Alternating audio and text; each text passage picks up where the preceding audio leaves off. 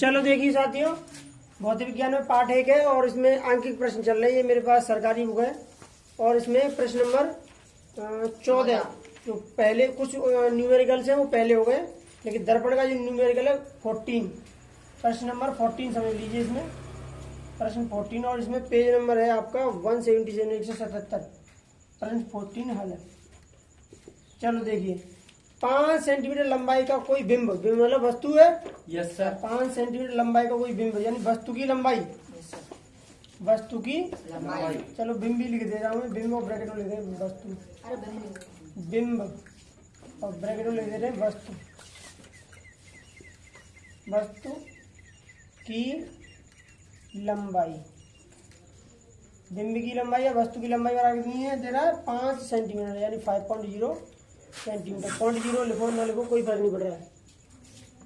30 centimetre वक्रता त्रिज्या के किसी उत्तल दर्पण के सामने 30 सेंटीमीटर वक्रता त्रिज्या, 30 सेंटीमीटर वक्रता त्रिज्या, तो आर बराबर कितना आएगा? वक्रता त्रिज्या आर बराबर 30। वक्रता त्रिज्या आर बराबर कितना आएगा? 30 प्लस का माइनस का? क्या सर? आर बराबर प्लस माइनस का। उत्तल दर्पण है, उत्तल है। प्लस उत्तल दर्पण है, उत्तल दर्पण है। वक्रता केंद्र क्या बनेगा? एफ सी उधर जा रहा है, प्लस का ठीक है। तो आर कितना हो जाएगा वक्रता केंद्र? हमने समझा। वक्रता त्रिज्या आर हो जाएगी 30 सेंटीमीटर, 30 सेंटीमीटर यानी अवतल दर्पण उधर वाले सब किसके होते हैं? प्लस के। प्लस के। उधर वाले सभी माइनस के। माइनस के। ध्यान रखो इस बात को। किसी उत्तल दर्पण के सामने 20 सेंटीमीटर दूरी पर रखा गया है, 20 सेंटीमीटर की दूरी पर रखा गया है। तो 20 सेंटीमीटर दूरी पर क्या रखा होगा? बिंब। बिंब मतलब वस्तु। तो वस्तु की दूरी कितनी हो गई? वस्तु या फिर कहे इसे बिंब की दूरी बराबर कितनी हो जाएगी? 20 सेंटीमीटर की दूरी पर रखा गया। 20 सेंटीमीटर कितना है? 20 सेंटीमीटर। तो वस्तु क्या कभी उधर रखी जाएगी? वस्तु किधर रखी जाएगी? इधर। अच्छा थोड़ा सा इसमें वो भी तो रखते हैं। तो वस्तु की दूरी को क्या बोलते हैं? वस्तु की दूरी को किसान छापने में रहो सीखो ना। वस्तु की दूरी को क्या बोलते हैं? बी। पहले वस्तु आएगी या प्रतिबिंब आएगा? पहले वस्तु। वस्तु। तो पहले एक दूरी में यू आएगा, बी आएगा, तो फिर वस्तु की दूरी को क्या कहेंगे? यू। यू वस्तु कितना हो जाएगा? वस्तु की लंबाई को क्या कहेंगे? वस्तु की लंबाई को कहेंगे ऑब्जेक्ट ओ। वस्तु की लंबाई लेंथ। ओ आई अपॉन ओ लिखवाया था ना यस सर। पिछले वीडियो में। आप चेक करना कि वस्तु की लंबाई है आई और प्रतिबिंब की लंबाई, प्रतिबिंब की लंबाई आई और वस्तु की लंबाई ओ। ओ मतलब ऑब्जेक्ट और प्रतिबिंब मतलब इमेज आई। तो ये ओ हो गया और वस्तु यानी बिंब की दूरी यू। तो यू कितनी दी है? 20 सेंटीमीटर। अच्छा ये प्लस माइनस का कोई चक्कर नहीं चलवा रहे इसमें? प्लस किसमें प्लस करना है किसमें माइनस करना है ये भी तो मालूम होना चाहिए। Yes sir, yes sir. तो वस्तु की बिंब की दूरी वस्तु का इधर रखी जाएगी, यहाँ। इधर रखी जाएगी वस्तु उत्तल दर्पण में। दर्पण के सामने इधर ही तो आएगी, रिफ्लेक्शन तो यहीं से हो रहा है, हाँ सर। परावर्तन। तो फिर इधर क्या करेंगे? माइनस। तो माइनस कितना आएगा? 20। तो ये प्लस माइनस तो आपको क्लियर करना पड़ेगा ना। इधर जितना भी सब कुछ आ रहा है वो सब किसका होगा? माइनस और इधर प्लस। तो ध्यान रखो बस कि वक्रता केंद्र और फोकस दूरी और आभासी प्रतिबिंब जितने बनेंगे वो प्लस बनेंगे, बाकी ये सभी माइनस। वस्तु तो हमेशा माइनस में रहनी है। क्लियर है? Yes sir. क्यों वस्तु को उधर थोड़ी ना पड़ेंगे जो कलाई की तरफ में, परावर्तन तो इधर से हो रहा है ना, रिफ्लेक्शन। चलो अब पूछ क्या रहा है? बिंब की स्थिति, प्रकृति तथा साइज ज्ञात करो। बिंब की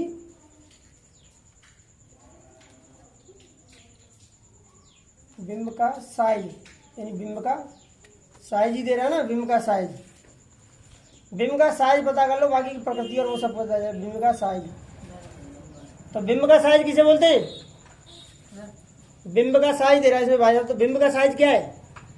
बिंब का साइज क्या है? वस्तु का साइज। बिंब का साइज मतलब बिंब की लंबाई, वस्तु की लंबाई। वस्तु की लंबाई। बिंब मतलब वस्तु यस सर। और साइज मतलब लंबाई। तो बिंब की लंबाई को क्या बोलते हैं? आई। आई। ठीक है। क्लियर है। और इसमें पूछ रहा है स्थिति, यानी प्रतिबिंब कहाँ पे बनेगा। बिंब स्थिति, बिंब प्रतिबिंब की स्थिति, स्थिति मतलब प्रतिबिंब की दूरी, प्रतिबिंब कहाँ पे बनेगा, प्रतिबिंब की स्थिति, प्रतिबिंब की स्थिति। तो प्रतिबिंब की स्थिति का मतलब प्रतिबिंब कहाँ पे बनेगा, तो मतलब V। सर यस, ये आई क्यों लिखी यहाँ? क्योंकि बिंब की साइज यानी बिंब की लंबाई, बिंब मतलब प्रतिबिंब, प्रतिबिंब बिंब की पूछ रहा है, प्रतिबिंब की पूछ रहा है, प्रतिबिंब की स्थिति। हाँ प्रतिबिंब, कभी तो बिंब तो वस्तु हो जाएगी ना। हाँ प्रतिबिंब का साइज पूछ रहा है, प्रतिबिंब का साइज। तो प्रतिबिंब का साइज मतलब आई, इमेज। ठीक है, इतना सब भाषा क्लियर हुई कि नहीं हुई ये बताइए पहले आप। इसमें से कुछ पूछना हो तो पहले पूछो। और इसमें ये प्रश्न दिया हुआ है, प्रकृति का मतलब स्थिति मतलब कहाँ पे, और प्रकृति मतलब छोटा बड़ा, और वास्तविक और आभासी, इससे पता चलेगा। ठीक है, अब इसे सॉल्व करें। तो देखो हमारे पास, देखो एफ भी नहीं है इसमें, आर है, आर है और वी है। तो आर से हम एफ निकाल सकते हैं। Yes sir. आर से अगर एफ निकालने हैं तो एफ और वी हो जाएगी, तो हमारी यू वी निकल जाएगी, एफ और यू से वी निकल जाएगी। तो पहले किसकी जरूरत पड़ रही है हमें, फोकस दूरी एफ। एफ की। तो फोकस दूरी एफ, दूसरा मार्कर पकड़ गया।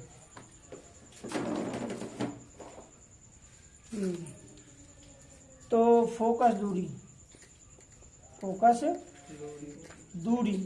फोकस दूरी एफ बराबर R/2, यानी 2 R बन के एक फोकस बनता है।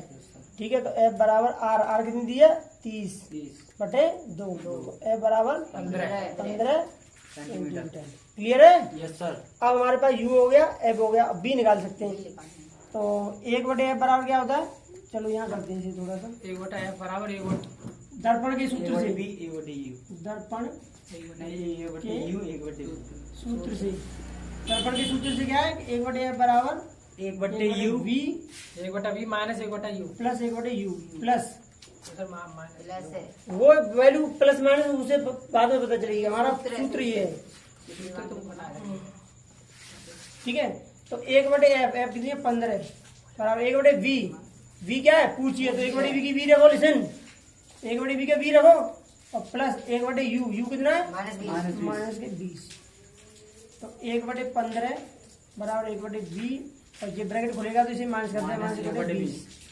अब इसे पक्षांतर कर लाएंगे, तो 1/15 ये माइनस 1/20 अंदर आएंगे तो किसके हो जाएंगे, प्लस के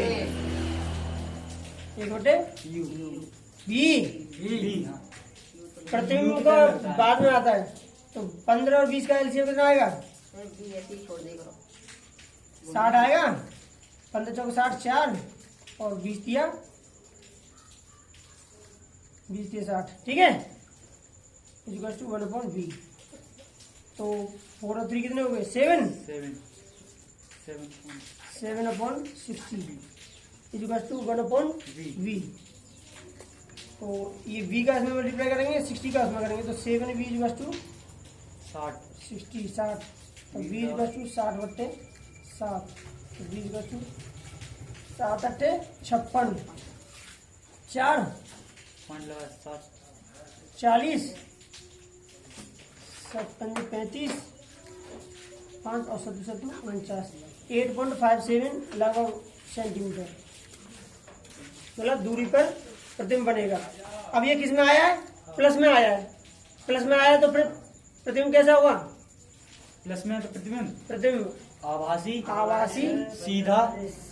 सीधा तथा वस्तु से बड़ा हो जाएगा। ठीक है, बड़ा बन रहा है छोटा बन रहा है, तो वस्तु बिंब की दूरी है वो। चलो उसे अभी देखते हैं। तो अतः प्रतिबिंब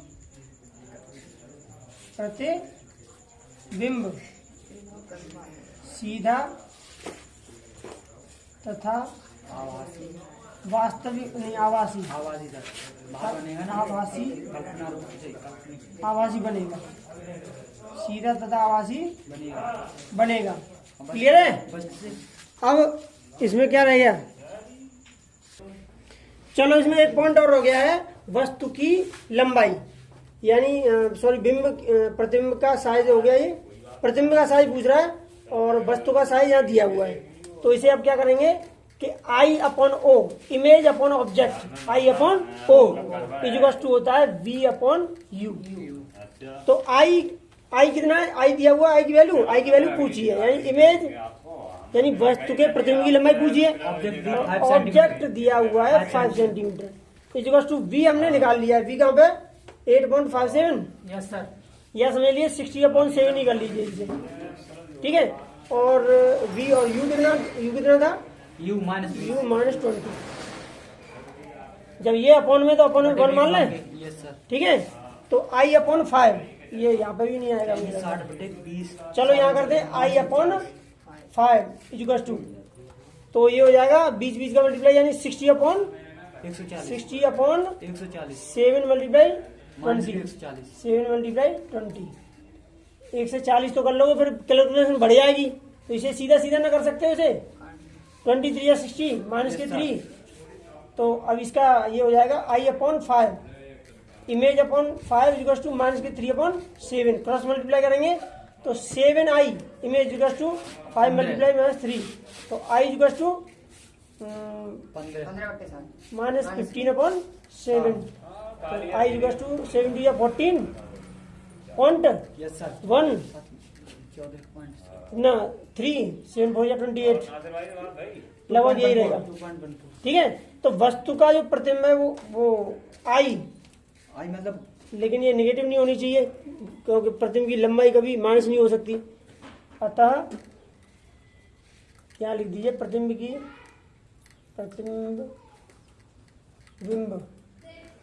की लंबाई कभी ऋणात्मक नहीं हो सकती, अतः I इक्वल्स टू 2.14 सेंटीमीटर होगी। ठीक है। आंसर क्लियर है? अच्छा माइनस हटा दिया इसमें? नहीं हटाया नहीं है कि दूरी लंबाई ये कभी भी ऋणात्मक नहीं हो सकती। अगर जैसे कैलकुलेशन से आता भी है तो उसे हटाना पड़ेगा, ठीक है, क्योंकि लंबाई दूरी चौड़ाई है, कभी ऋणात्मक नहीं हो सकती। जैसे हल करने पे हमारी वैल्यू माइनस में आती तो हटानी पड़ेगी। हाँ, ये हटानी पड़ेगी, उसे ये शो भी करना पड़ेगा। क्लियर है? Yes sir. लिसन, देखिए ये यहाँ पे जैसे कि आपके वो लिख रहा है 8.57, तो इसे लगभग में लिख सकते हैं आप 8.6 सेंटीमीटर। यहाँ पे ये है कि 2.14 है, तो इसे कर सकते हैं 2.2, ये कर सकते हैं। प्रतिबिंब की लंबाई कभी ऋणात्मक नहीं होती, इतना लिखे या फिर लिखे कि लंबाई कभी ऋणात्मक नहीं होती, लंबाई चौड़ाई दूरी है कभी ऋणात्मक नहीं हो सकती। अतः I बराबर 2.14 है, या फिर से 2.2 कर सकते हैं, ठीक है, सेंटीमीटर।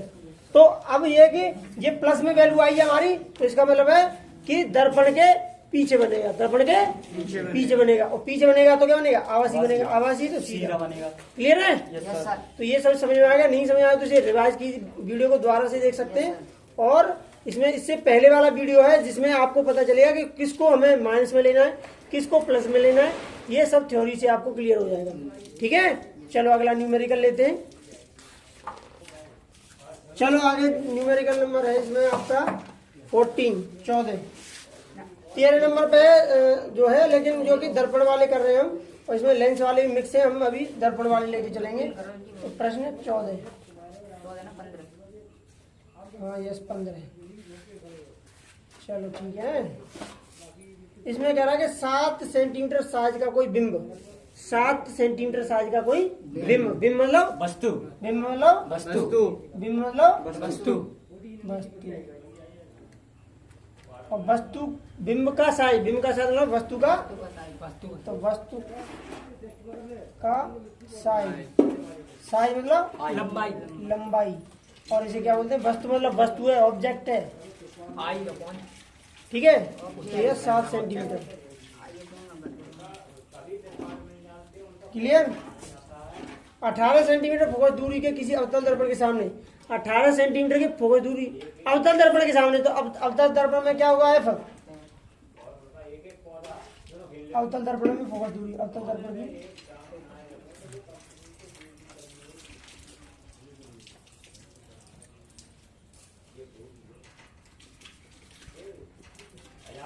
फोकस दूरी एफ बराबर कितना दे रहा है। अच्छा, अवतल दर्पण की फोकस दूरी को क्या मानेंगे, प्लस या माइनस? माइनस। क्यों? क्योंकि अंदर है अवतल ना। दर्पण ये है, फोकस दूरी यहाँ पे आएगी तो इधर वाले सब माइनस। अवतल दर्पण की फोकस दूरी माइनस। किसी अवतल दर्पण के सामने 27 सेंटीमीटर की दूरी पर रखा गया है। क्या रखा गया है? बिंब रखा गया है। बिंब मतलब वस्तु। तो बिंब मतलब वस्तु की दूरी, वस्तु की बिंब की दूरी कितने 27 सेंटीमीटर की दूरी पर रखा गया है। तो बिंब की दूरी 27 सेंटीमीटर, बिंब मतलब वस्तु। तो वस्तु की दूरी को क्या बोलते हैं? वस्तु की दूरी को हाँ, यू वी एफ। वस्तु की दूरी यू। यू वस्तु पहले आएगी तो एबीसीडी में यू पहले आएगा। ठीक है, ठीक है, ये हो गया। दर्पण से कितनी दूरी पर किसी पर्दे को रखें कि उस पर वस्तु का स्पष्ट फोकस प्रतिबिंब, मतलब स्पष्ट फोकस प्रतिबिंब जो कि बने, प्राप्त किया जा सके। तो प्रतिबिंब प्राप्त किया तो प्रतिबिंब की दूरी पूछी जा रही है। तो बिंब प्रतिबिंब की दूरी, प्रतिबिंब की दूरी मतलब तो प्रतिबिंब की दूरी वी, वी। ये क्या है, पूछी गई है। और आगे क्या कह रहा है? प्रतिबिंब का साइज तथा प्रकृति याद कीजिए। साइज, प्रतिबिंब का साइज, प्रतिबिंब का साइज, साइज मतलब आई, आई साइज मतलब लंबाई, लंबाई। लंबाई यानी आई, लंबाई मतलब आई। इमेज आई प्रतिबिंब सब तथा प्रतिबिंब प्रकृति, प्रकृति प्रकृति मतलब उल्टा या सीधा, छोटा बड़ा ये सब। ठीक है, हाँ बोलिए। प्रतिबिंब की लंबाई पूछे तो आई, और आई माने इमेज, इमेज माने प्रतिबिंब, अच्छा, और ओ माने खाली- ऑब्जेक्ट, ऑब्जेक्ट माने वस्तु। मतलब सर खाली बिंब हो तो मतलब खाली बिंब वस्तु को साइज रहा लंबाई रहा ओ। खाली बिंब मतलब वस्तु, हाँ, और प्रतिबिंब प्रतिबिंब का मतलब साइज इमेज। हो तो आई। ठीक है। अब देखो वी हमें कब मिल सकती है? अब हमारे पास यू है, एफ है, तो वी नॉर्मल निकल आएगी दर्पण के सूत्र से। दर्पण के सूत्र से क्या है? 1/f बराबर 1/v B plus plus 1/u। You. तो 1/f, एफ कितनी है? -18। माइनस 1/v, वी पूछिए पूछिए, प्लस 1/u, 27 u कितना? 27 सेंटीमीटर। तो u जब अवतल दर्पण है तो u काय में होगा? वस्तु तो हमेशा काय में होती है? माइनस। माइनस में होती है। तो प्लस और 1/-27। वस्तु जो है कि उत्तल की हो चाहे अवतल की हो, हमेशा माइनस में ही होगी, क्योंकि वस्तु तो इधर ही आनी है। तो इसे इधर पच्छांतर कर लीजिए। तो 1/-18 और ये माइनस के माइनस 1/27 बढ़ेंगे। एक लाइन और लिखें या सीधे ले लें? सीधा ही तो प्लस 1/27 बराबर 1/b। बी। अब देखिए इसे, तो 27 और 18 का एलसीएम कितना आएगा? निकालो ना, बैठियो। 54 आ जाएगा, 54। 18 × 54 3, यानी माइनस के 3 प्लस 27 दूनी 54 प्लस के 2 बराबर 1/b। ठीक है, तो माइनस के 3 है प्लस के 2 है, तो कितना बचेगा? माइनस का 1/54 बराबर 1/v। v का माइनस में मल्टीप्लाई करेंगे और 54 का 1 में, तो माइनस v बराबर 54 या v बराबर -54 क्या सेंटीमीटर। 54 में v 54 आ रहा है, इसका मतलब है प्रतिबिंब इधर ही बन रहा है, इधर ही बन रहा है। तो इसका मतलब क्या है? उल्टा उल्टा वास्तविक। वास्तविक। ठीक है, उल्टा वास्तविक पता चलेगा, लेकिन साइज का भी उससे पता चलेगा, इमेज से। इमेज से। ठीक है, अतः प्रतिबिंब जब उल्टा बनना है और वास्तविक बनना है तो दर्पण के आगे या पीछे? दर्पण के आगे आगे। परावर्तन वाला आगे और आवासी में पीछे जाता है। अतः प्रतिबिंब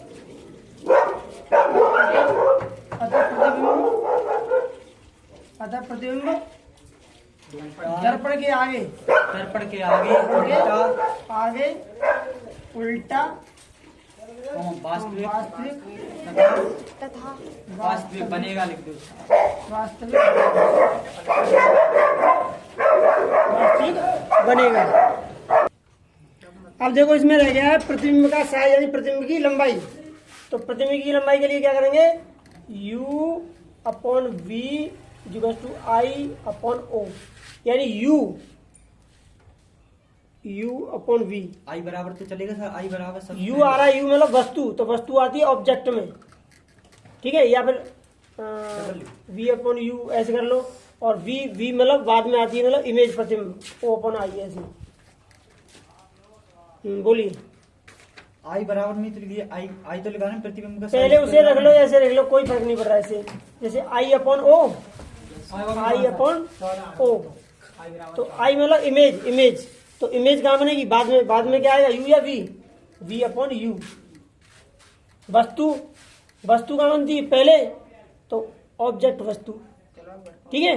तो आई पूछ रहा है, और ओ कितना दे रहा है, 7। ओ मतलब वस्तु बिंब का साइज, और वी कितना दिया था, -54। -54 हमने निकाल ली है वैल्यू, और यू कितना दिया था, -27, माइनस से माइनस कट गया, दो बार और 27 हुई है, आई बराबर कैची बड़ा आई अपॉन 7 इक्वल टू 2/1, कैची बड़ा तो आई इक्वल टू 2 मल्टीप्लाई 7, तो इक्वल टू हो गया 14 सेंटीमीटर। तो ये क्या बन रहा है, ये 14 है और ये 7 है, तो प्रतिबिंब बड़ा बन रहा है, वस्तु से बड़ा। वस्तु से बड़ा। चाहो तो आप यहाँ लिख सकते हैं, बड़ा बनेगा, ना सर जी, बड़ा आपको पता ही ना है बनेगा, तथा वस्तु से बड़ा प्रतिबिंब बनेगा,